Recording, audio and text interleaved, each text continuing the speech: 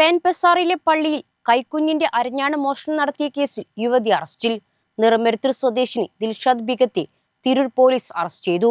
കഴിഞ്ഞ ഞായറാഴ്ച വൈകുന്നേരമാണ് സംഭവം. പ്രതിയെ തിരൂർ മജിസ്ട്രേറ്റ് മുമ്പാകെ ഹാജരാക്കി റിമാൻഡ് ചെയ്തു.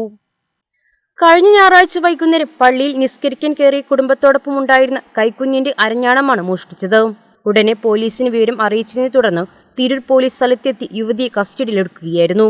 നിറമരുത്തൂർ സ്വദേശിനി മലയിൽ ദിൽഷാദ് ബീഗമാണ് അറസ്റ്റിലായത്.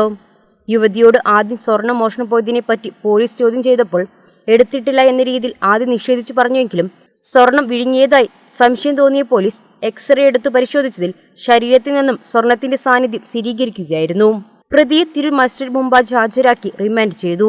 തിരൂർ ഡിവൈഎസ്പി കെ എം ബിജുവിന്റെ നിർദ്ദേശാനുസരണം തിരൂർ സിഎ ജിനേഷ് കേച്ചിയുടെ നേതൃത്വത്തിൽ SI Sujith R P, ASI Haimavathi, senior civil police officer Jinesh K എന്നിവർ ചേർന്നാണ് യുവതിയെ അറസ്റ്റ് ചെയ്തത്.